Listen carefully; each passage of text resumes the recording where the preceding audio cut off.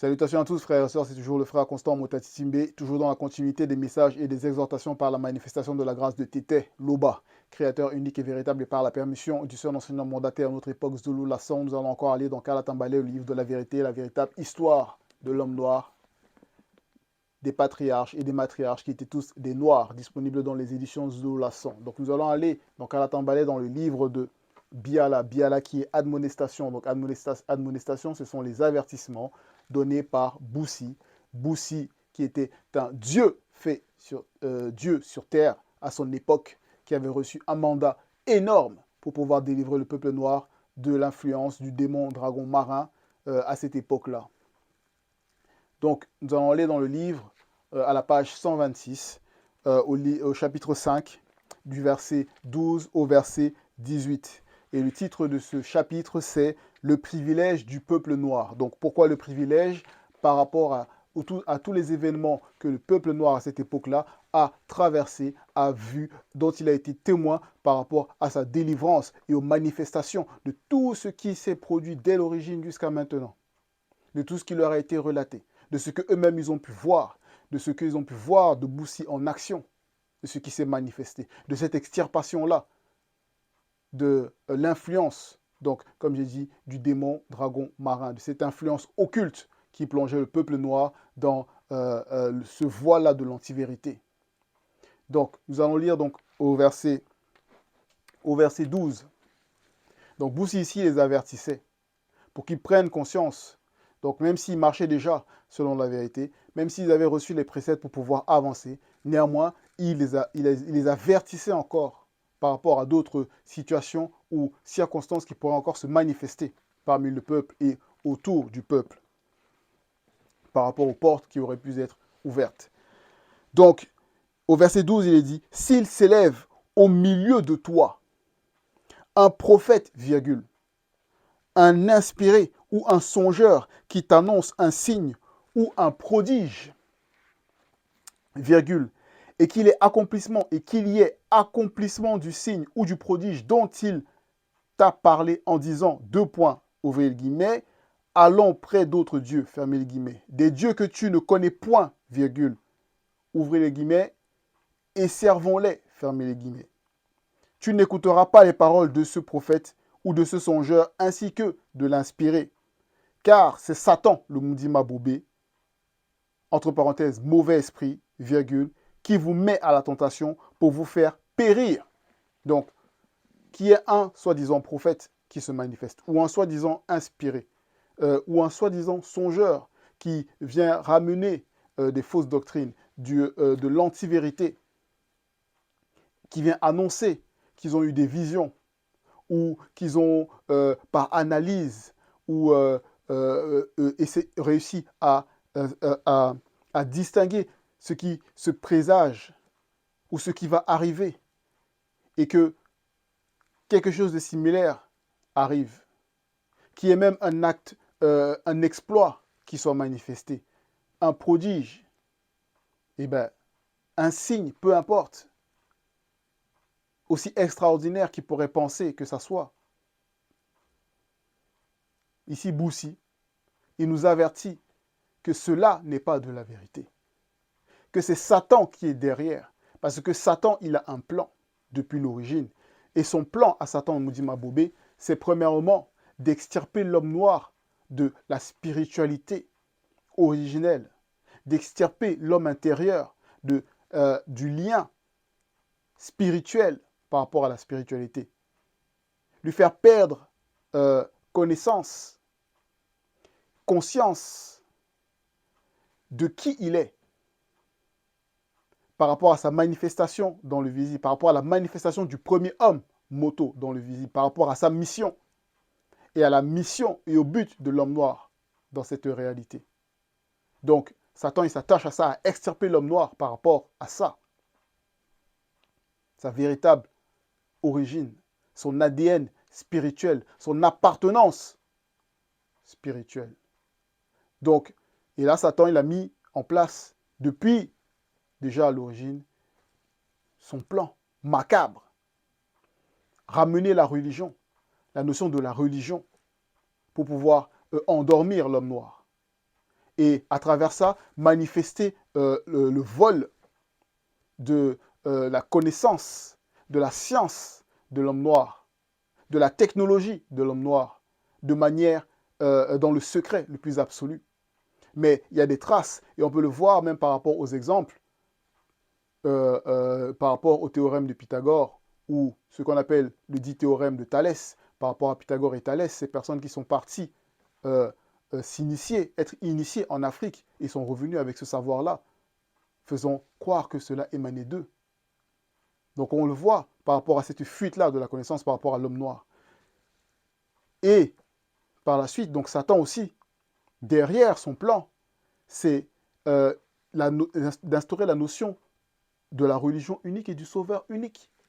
Comme on peut voir dans toutes ces fausses religions dites révélées, où il est question d'un sauveur unique qui serait venu se sacrifier pour sauver ces personnes. Donc la notion de la religion, la notion du sauveur unique, cette abomination. Donc il y a ça. Et encore plus en profondeur, avant tout, générer un désordre social, un désordre royal, un désordre culturel chez l'homme noir.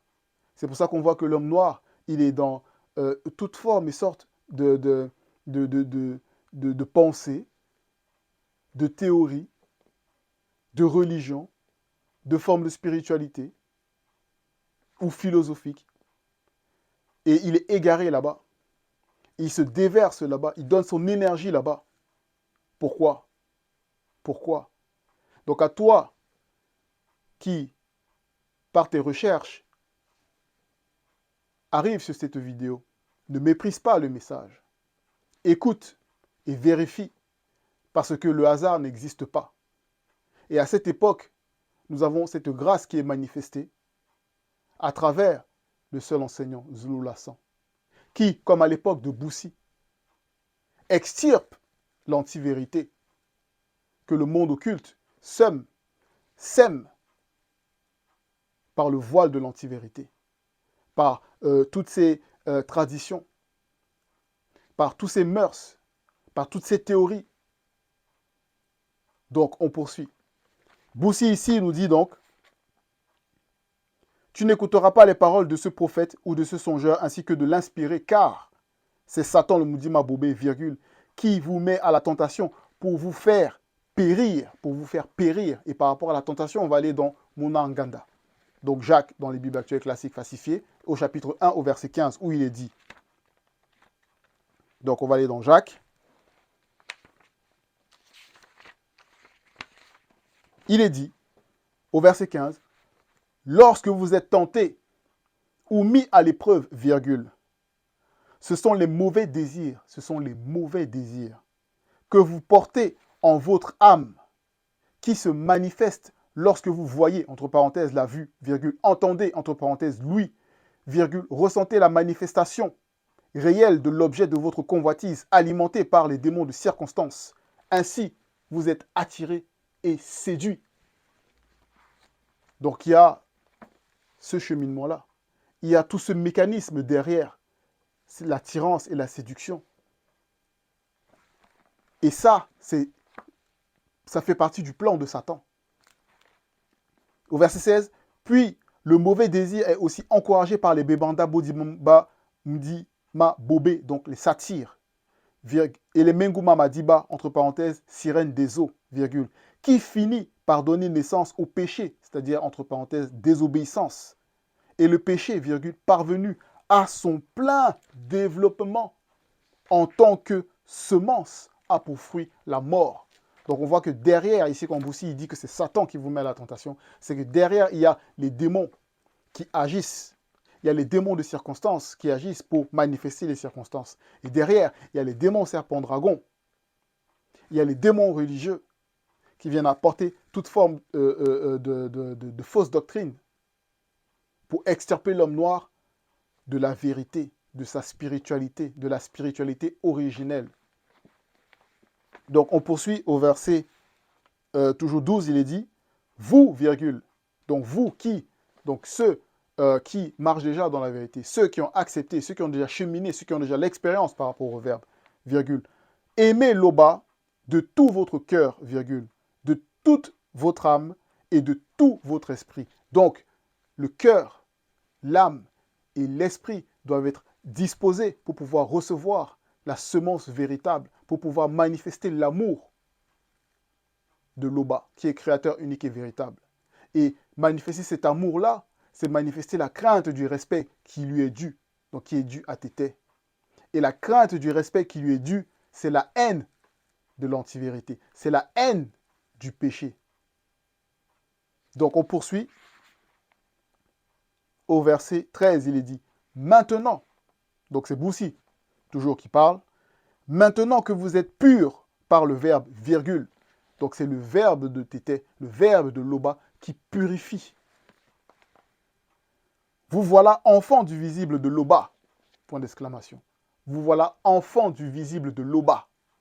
Et ça, c'est un témoignage assez c'est percutant. Vous devenez enfants du visible. Donc là, à l'issue donc de la purification, donc il y a cette déclaration-là. Et on sait que ce que le verbe déclare, c'est ce qui est. C'est la vérité. Donc, si on marche dans la vérité, on doit avoir conscience qu'en acceptant, en pratiquant les lois, les recommandations du verbe de Loba, on est enfant du visible de Loba. Oui, du visible, parce qu'il y a aussi les enfants du non-visible, du spirituel. Bon, on poursuit. Alors, virgule, en cas de deuil, ne vous faites pas d'entaille sur le corps, virgule. Ne vous faites pas d'entaille sur le corps. C'est-à-dire, il ne faut pas se mutiler. Il ne faut pas se faire de scarification pour pouvoir témoigner qu'on est en deuil. Pourquoi? Parce que le corps qu'on a reçu, ce n'est pas la manifestation de la grâce de Tété. On n'a pas reçu encore pour pouvoir l'abîmer. Ne serait-ce que même pour pouvoir témoigner ou montrer à d'autres personnes que, oh, je suis en deuil. Regarde ma tristesse. Je m'afflige une tristesse parce que je suis dans la tristesse. Ce n'est pas logique du tout. On poursuit. Et ne rasez pas vos cheveux sur le devant de la tête. Ne rasez pas vos cheveux sur le devant de la tête. Et oui, pourquoi raser ses cheveux? Si l'Oba permet par la manifestation de sa grâce qu'on puisse avoir des cheveux, derrière le cheveu, il y a une connexion spirituelle. Donc il y a une essence spirituelle. Parce que derrière chaque chose, il y a un esprit. Donc il y a cette connexion-là par le cheveu. Le cheveu, c'est très important. Mais dans un autre sens, dans un autre plan, par rapport au fait de ne pas se raser, parce que dans la manifestation de se raser les cheveux, surtout par rapport aux femmes, c'est manifester un signe de déshonneur spirituel, de honte spirituelle. Parce que derrière, quand, par rapport à des femmes noires non initiées, non initiées à une époque, qui étaient orgueilleuses, qui manifestaient tellement d'orgueil, il y a eu un châtiment qui a été manifesté contre elles. Et ce châtiment-là est passé sur la tête. Et c'est pour ça même qu'on voit là actuellement donc, des femmes là, qui se mettent à raser le cheveu de leur tête. Mais ça, c'est un signe du châtiment que Moudima Beko qui s'est dit à manifester contre elles. Donc il y a ça. Donc, et même, pourquoi se raser les cheveux? Pour manifester un deuil. Pour montrer qu'on est dans le deuil. Ça, c'est toujours par rapport aux apparences. Pour essayer de montrer. C'est les traditions d'hommes. C'est les traditions d'hommes. Parce qu'il n'y a aucune indication par rapport au spirituel, selon la vérité, qui indique qu'on doit faire cela. Donc, voilà ici Boussi, donc. Et Boussi, on sait que Boussi, il était un dieu. Ah oui, il avait la nature des entités célestes à son époque. Donc, ce qu'il dit, ben, forcément, ça a son poids. Au verset 14, il est dit, vous mangerez bien cuit tous les animaux connus par les initiés. Vous mangerez bien cuit tous les animaux connus par les initiés. Donc, bien cuit. Donc, les viandes doivent être bien cuites. Il ne faut pas, comme ce que ils aiment, les blancs et les sangs mêlés, ils aiment bien manger les viandes qui sont, ils vont dire, saignantes. Et où on voit que voilà, il y a encore du sang. Mais non, parce que derrière le sang, il y a l'âme. Il y a l'âme qui est derrière le sang. Et parce que le sang, il porte des informations aussi par rapport à l'identité de la personne. C'est un corps liquide au niveau du sang. Donc il faut extirper d'abord cela pour pouvoir consommer après la viande. La viande, pour pouvoir s'alimenter. Et donc, pour pouvoir consommer la viande, maintenant, quelle viande par rapport aux animaux qui ne sont pas interdits? Et donc, on va voir quels sont les animaux qui sont interdits. On va aller voir dans Bélé, donc Lévitico, au chapitre 7. Donc, dans Bélé, au chapitre 7, il est dit, animaux interdits à la consommation. Le peuple ne mangera pas, donc c'est toujours Boussi ici qui parle, le peuple ne mangera point toute espèce de singe, donc il y a les singes, de serpents, virgule, de chauves-souris, de chameaux, de dromadaires, de lamas, de phacochères, d'éléphants, de girafes, de lézards, de lions, y compris tous les fauves, les vautours, les hiboux et soukoudous, et tous les animaux interdits connus par les initiés. Donc là, ici, il y a l'indication par rapport à l'origine de vin, par rapport aux animaux qui étaient en Éden avec Moto. Moto, qui est le premier homme noir, qui leur a donné des noms. Oui, il leur a donné des noms et il dominait dans leur esprit.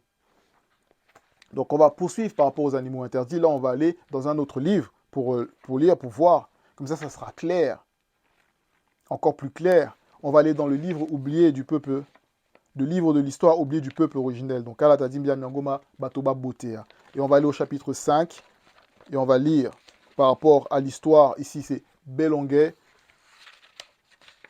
Belonguet, donc, ici qui parle. Et Belonguet, donc, c'est Josué dans les Bibles actuelles classiques, dont ils ont donné le nom. Mais son véritable nom, c'est Belonguet. Donc, avoir la vie. Belonguet. Et Belonguet, c'est le successeur connu de Boussi. Donc là, ici, il a donné encore des informations. Donc là, le titre, c'est d'autres animaux interdits à la consommation connus par les initiés. Donc, connus par les initiés. Donc là, il est dit, au verset 41, il est dit, l'homme ne mangera point de toute espèce de chien. Donc les chiens, virgule, de chats, d'ours, de crocodiles, d'alligators, de caïmans, virgule, oui, deux points, toute la race des lézards, d'hippopotames, de rhinocéros, de dauphins, de pangolins, de porcs-épics, d'aigles, de faucons, de corbeaux, de charognards, d'éperviers, de perroquets, d'ânes, de souris, de cafards, de scarabées, de mouches, de scorpions, de menthes religieuses. De menthes religieuses.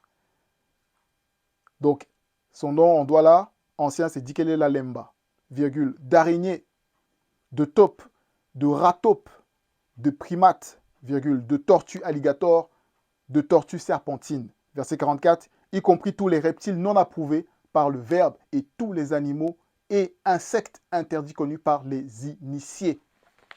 Donc là, on voit, il y a la liste. Il y a la liste. Maintenant, parmi les animaux dont on peut se nourrir, donc on peut voir, là ici, il y a un exemple, au verset 15, on revient ici au chapitre à la page 126, il est dit, vous pouvez manger le porc. Point. Vous pouvez manger le porc.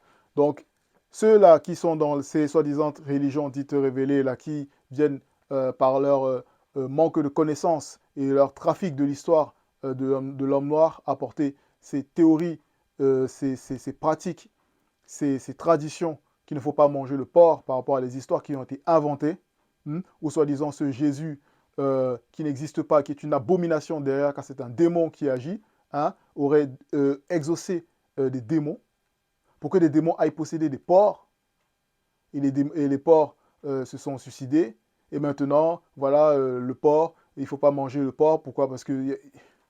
Mais attendez, mais c'est même pas logique. Comment est-ce que déjà, un soi-disant sauveur, il vient, où est la notion du libre arbitre?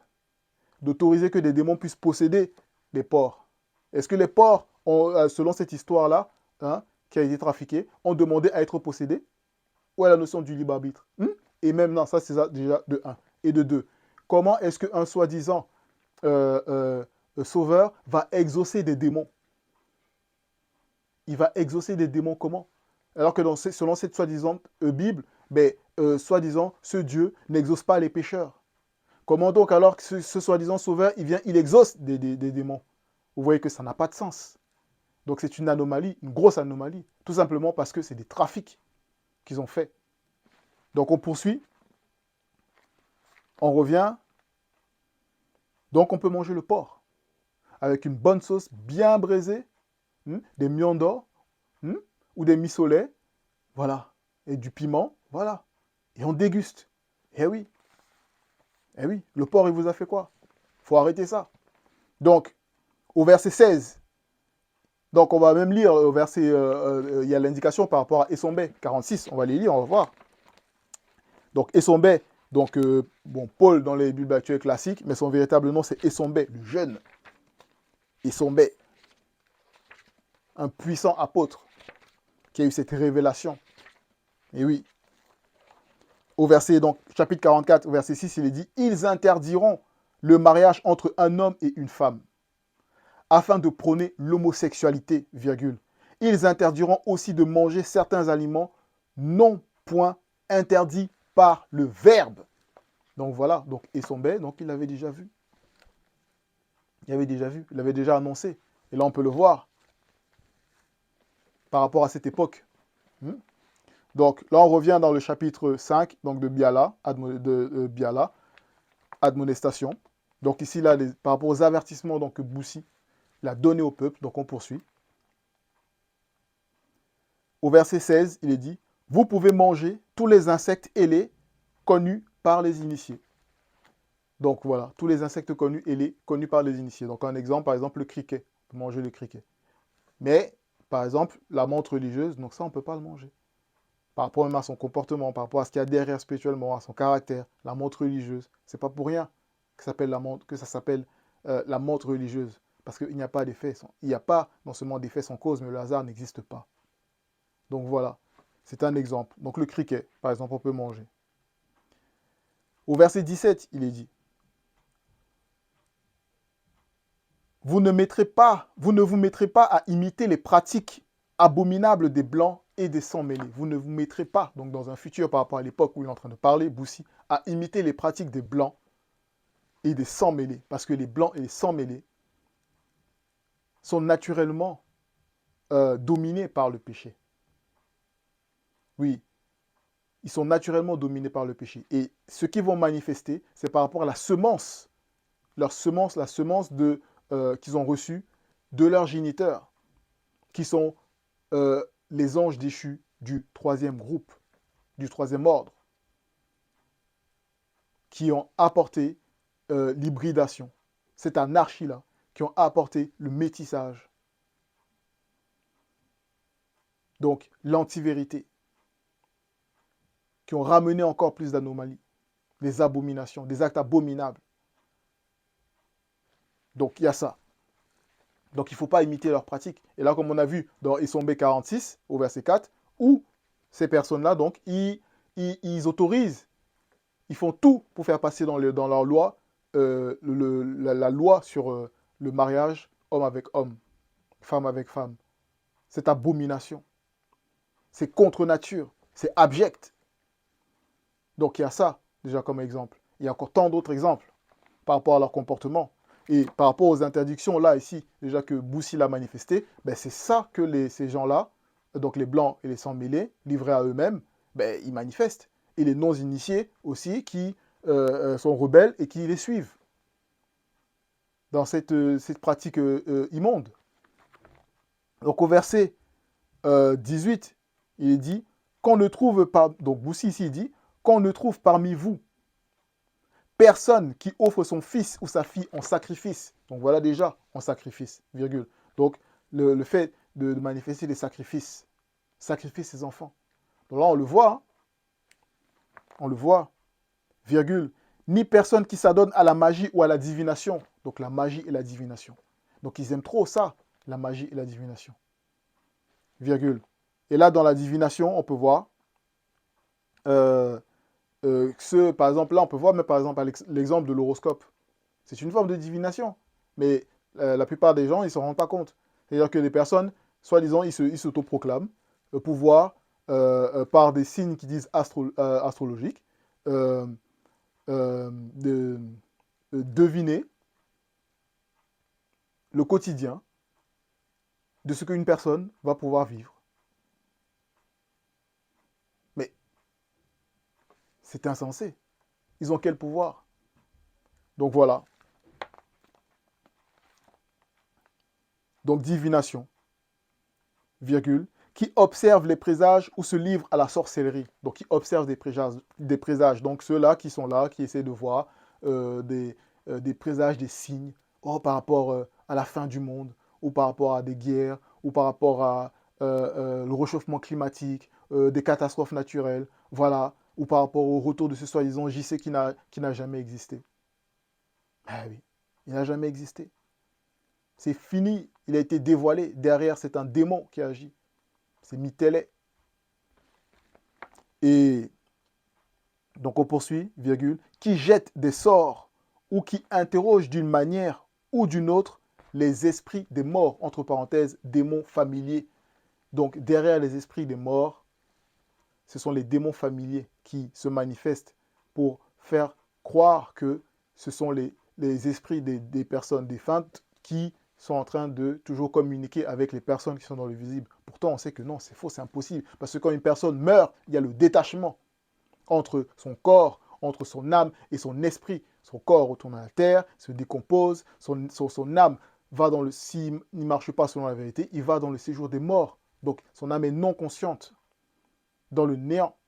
Et s'il marche selon la vérité, ben, son âme est consciente et va dans le séjour des vivants, donc des initiés.